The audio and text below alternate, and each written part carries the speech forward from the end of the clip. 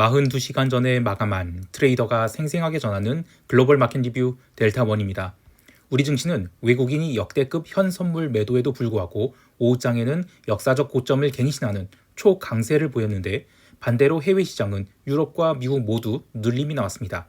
토요일 새벽까지만 해도 대부분의 미디어에서는 엔비디아를 포함한 반도체가 하락한 것이 글로벌 증시 하락 원인이라고 하는데, 트레이더들은 전혀 그렇게 생각하지 않았습니다. 유가의 상승을 포함해서 골드와 채권 등 전쟁 리스크를 반영한 트레이딩이 활성화되면서 주가의 상승을 억지로 틀어 막았다라고 할 수 있겠어요. 그리고 한국 시간 토요일 오후 결국 미국과 이란 전쟁이 터지고 말았는데요. 시장에 어떤 영향을 줄지를 한마디로 정리하자면 우리 증시만큼은 야성적인 매수가 시장을 바칠 것이다 라고 하겠습니다.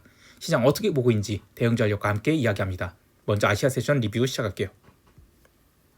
우리 증시는 갭다운 출발 후 처음 9시 20분까지는 자율 반등이 나왔는데, 이때의 반등을 보며 느낀 것은 너무나 예쁜 기술적 반등이었다라는 생각이 들어요.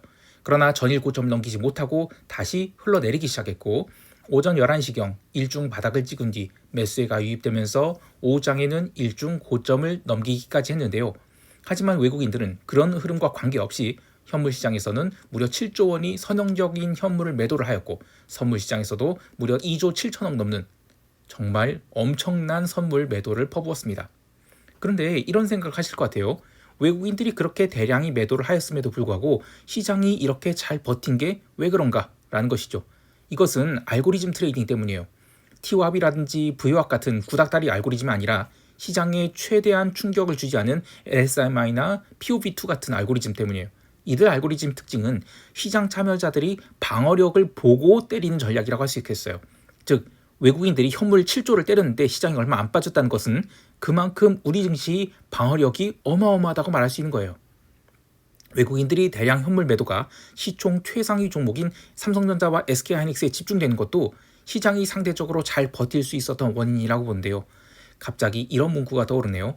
왜 5만원 할 때는 팔지 못해 안달이고 10만원 하니까 사고 싶어 안달이냐, 이런 말이 돌았던 것이 작년이죠. 그런데 시장이 매우 빠르게 오르다 보니까 투자자들은 그야말로 불나마같이 달려들고 있어요. 요즘 트렌드는 개별 종목 같은 거 머리 아프다, 그냥 ETF 혹은 레버리지 ETF 투자하자는 것이죠. 아니면 그냥 대형주만 사는 겁니다. 그래서 오늘 삼성전자와 SK하이닉스에 각각 2조 1,500억씩 외국인이 매도가 나왔다 해도 시장이 굉장히 잘 버틴 것이고, 어쩌면 이후에도 이들 대형주는 엄청나게 잘 버틸 것이라는 점입니다.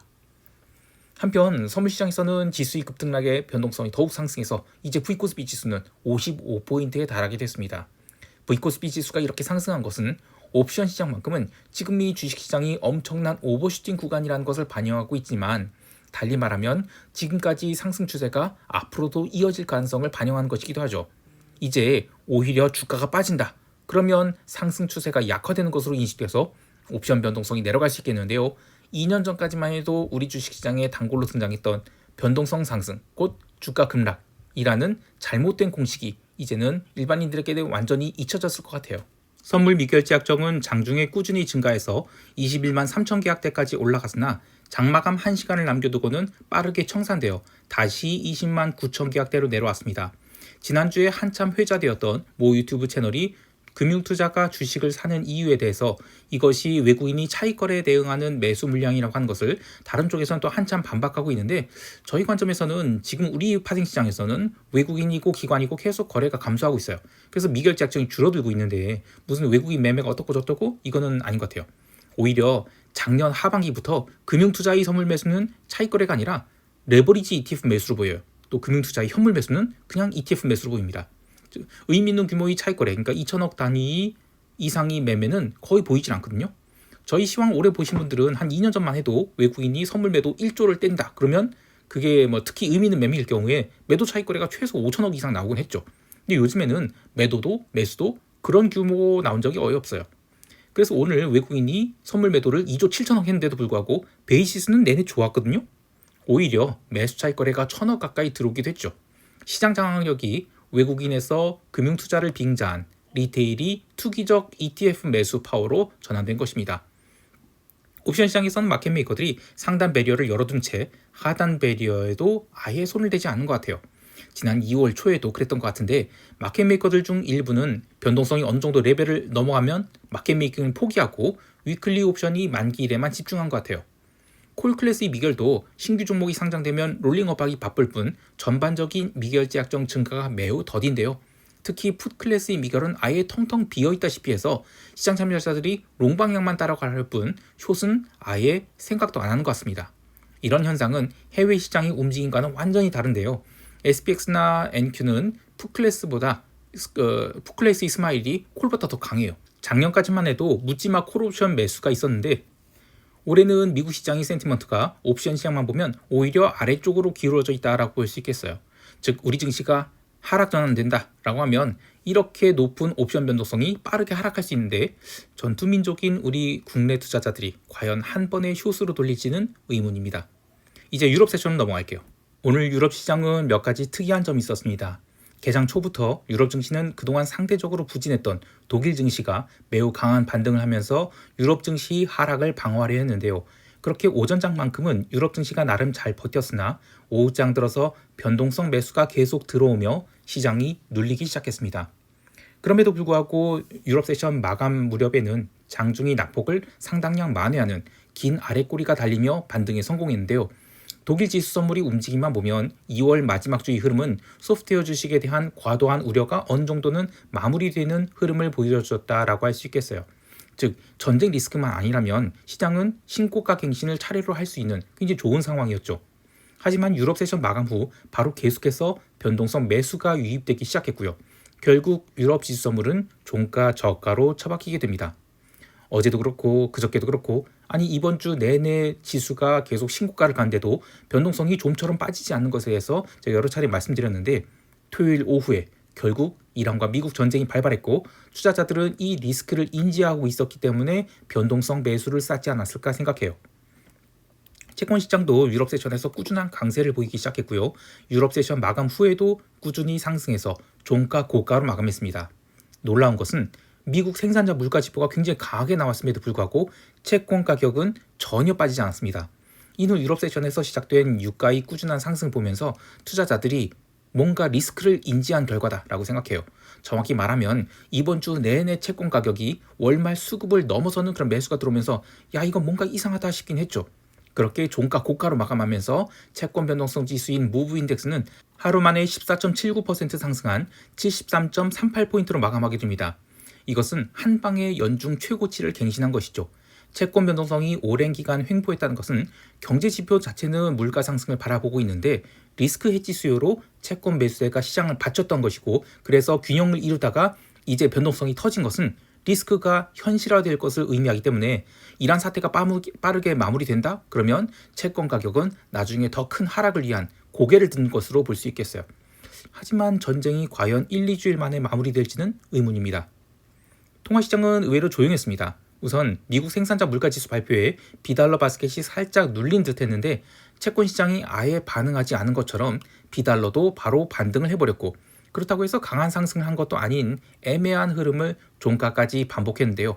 그럼에도 불구하고 전반적인 흐름은 그냥 월말을 마감에 비달러 매수가 들어왔다라고 볼 수 있겠어요. 한편 상품 시장에서는 문제의 유가가 아시아 세션부터 꾸준히 상승해서 유럽 세션 후반에는 브렌트 기름 기준 73.5달러까지 상승했는데요. 미국 세션 오후장에 3차 협상이 마무리되었다는 소식에 기름이 조금 눌리려 했지만 바로 만회했죠. 그리고 종가까지 매수가 들어오면서 사실상 이 종가 고가로 마감했어요. 기름이 일주일 동안 횡보를 한데도 기름 변동성 지수인 OVX 인덱스는 빠진 정도가 아니라 계속해서 상승해서 금요일 하루에만 8.16% 상승한 64.68포인트를 기록했는데요.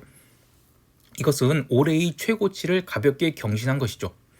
작년 6월에 기름 변동성 지수가 74포인트를 찍었던 것을 생각하면 기름은 전쟁 리스크를 이 디지털적인 유가 상승으로 받아들일 수 있겠다라고 봅니다. 그 외에 골드도 유럽 세션 오전까지만 해도 횡보를 하면서 조심스럽게 하락하려 했는데 유럽 세션 오후장에 들어서 유가가 계속 상승하자 결국 상방이 열려버렸죠. 미국 세션 오후장에 미국과 이란이 3차 협상 마무리되었음에도 불구하고 상승세의 가속도가 붙으면서 장마감 30분 남겨놓고서는 골드가 스퀴즈성 상승을 보입니다. 그래서 5,300달러에 바짝 붙어서 마감했어요. 근데 이런 흐름들은 시장에 무슨 사고가 터질 것임을 알고 한 베팅이라고 볼 수 있거나 아니면 최소한 리스크를 해지해야 되겠다라는 적극적인 베팅이 들어왔다라고 볼 수 있겠습니다. 이제 미국 세션으로 넘어갈게요. 미국 지수 선물은 유럽 세션 오전장만 해도 독일 증시가 강하게 반등한 등 나스닥 선물도 점진적 반등을 시도하면서 월말 드레싱 차원에서의 반등이 나올 수 있겠다라는 흐름을 보여줬죠. 하지만 유럽 세션 오후장 들어서 지수 선물이 꾸역꾸역 눌리더니 본장 개장할 무렵에는 나스닥 기준 마이너스 1% 가까이 눌리면서 전일이 저가마저 깬 채 출발하게 되는데요. 이때 유가도 강세를 지속하고 있었고 골드도 레벨업을 한지라 이것은 명백한 지정학적 리스크의 해치성 매도라 볼 수 있겠지만 개별 종목단에서는 의외로 매도가 아닌 매수가 들어오고 있었죠. 그렇게 처음 1시간 동안은 나스닥이 조심스럽게 반등을 하였으나 25,000포인트를 앞두고는 만만치 않은 매도세가 나오면서 상승을 틀어막았습니다. 나스닥이 미국 3대 지수 중 YTD 수익률이 상대적으로 가장 낮고 월말을 앞두고 과매도된 포지션이 청산되는 흐름을 보였기에 나스닥이 상대적 강세는 충분히 이해가 되는 흐름이었으나 나스닥 선물이 25,000포인트를 충분히 돌파할 수 있는 상황에서도 계속 얻어맞으면서 변동성은 꾸준히 올라서 오후장에는 변동성이 일중 고점권에 도달하게 됩니다. 사실 이쯤 되면 미국장은 주말을 앞두고 언더슈팅이 시작되어야 하는데 의외로 장마감 1시간을 앞두고는 다시 반등이 나오면서 나스닥 선물이 25,000포인트에 바짝 다가선 채 마감하게 되죠. 아마 숏을 보신 분들은 장마감 직전이 이 반등에 다들 털리지 않았을까 싶은데요. 전반적인 종목의 흐름들은 숏 커버가 맞았지만 지수에 대해서는 옵션 만기에 의한 변동성 매도가 시장의 상승도 하락도 틀어막았다라고 볼 수 있겠어요. 개별 종목의 움직임을 보면 넷플릭스의 13.77% 폭등이 가장 눈에 들어옵니다. 인수합병 포기 소식에 급등을 한 것인데 사실 그 전부터 넷플릭스에 대한 숏이 과도하게 쌓여 있었기 때문에 이번 주에 전반적인 숏 포지션이 청산 흐름으로 넷플릭스가 스퀴즈가 날 수 있었던 것이고 M&A 이슈는 오히려 숏 스퀴즈를 마지막으로 유도한 그런 재료가 아니었을까 싶습니다. 이거 M&A 포기된 것입니다.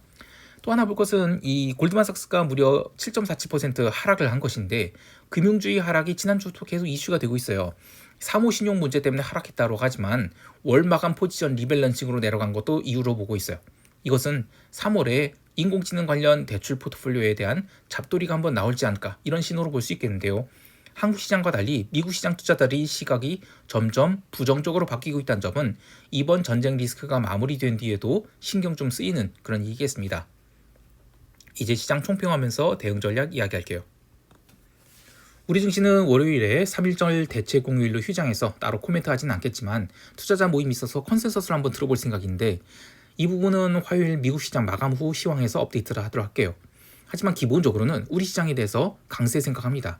이 강세장의 특징은 외부 충격에 의한 갭다운이 나왔을 때 회복이 매우 빠르다는 것이죠.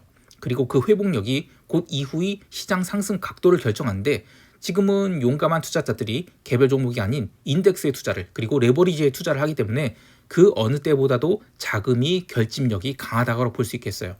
따라서 우리 증시는 미국 증시가 웬만큼 강한 하락을 받는다 하더라도 강력한 반등을 보일 것으로 예상하고요. 오히려 미국 증시가 얼마 빠지지 않거나 월요일에 반등한다? 그러면 우리 증시는 또 오버슈팅성 상승을 지속할 것으로 봅니다. 해외 시장에 대해서는 유가가 디지털적인 상승을 하게 된다면 이 포지션을 어떻게 해소하게 될지가 궁금한데요. 토요일 새벽에 유가 변동성이 연중 최고가로 마감했기 때문에 유가는 갭 상승을 하고도 얼마 눌리지 않고 또 오버슈팅을 할 것으로 봅니다. 하지만 이 트럼프의 말에 장중 4.7%대의 등락을 보일 수 있다고 생각하는데요. 이 4.7%대의 움직임은 유가 변동성에서 추출한 일중 진폭입니다. 갭 상승하고도 추가로 4.7% 상승할 수도 있고 갭 상승했다가 마이너스 4.7%가 밀린다? 그러면 오히려 더 이상 빠지지 않고 반등이 나올 수 있다는 의미예요.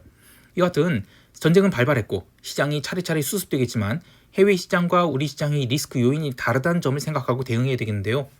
미국 증시가 전쟁 이슈로는 얼마 충격을 받지 않거나 오히려 반등도 강하게 나올 수 있다고 보지만 다시 인공지능 관련 신용 리스크 등이 부각될 경우 본격적인 하락 추세에 진입할 수 있다고 보고 있어요. 그러나 월요일 하루만 놓고 보면 당장은 저가 매수가 더 강하게 들어올 것을 예상하는데요. 주말간 있었던 전쟁 관련 보도를 종합하면 당장은 미국이 압도적인 화력으로 이란을 묶어놓고 있어서 시장은 이란이 혹시라도 숨겼을 핵 관련 문제, 그러니까 예를 들면 뭐 더티밤을 이스라엘 발사해서 멸망전을 한 것, 이런 걸 제외하고는 바닥 확인을 여러 차례 하면서 반등 시도를 보일 것으로 생각합니다. 즉 추세적인 반등은 아닌 과한 눌림에는 그래도 의외의 큰 반등으로 시장이 버틸 것을 예상합니다. 마지막으로 시황이 스크립트를 한국 시장 개장 전에 보기를 원하시는 분들은 네이버에서 이 델타원 글로벌 검색하셔서 네이버 프리미엄 콘텐츠 가입하시면 한국 시장 개장 전에 텔레그램 메신저라든지 네이버로 시황 스크립트를 미리 받아볼 수 있습니다. 많은 가입 바라고요. 자, 남은 휴일 잘 보내시길 바라며 화요일 새벽 시황에서 다시 뵙겠습니다. 감사합니다.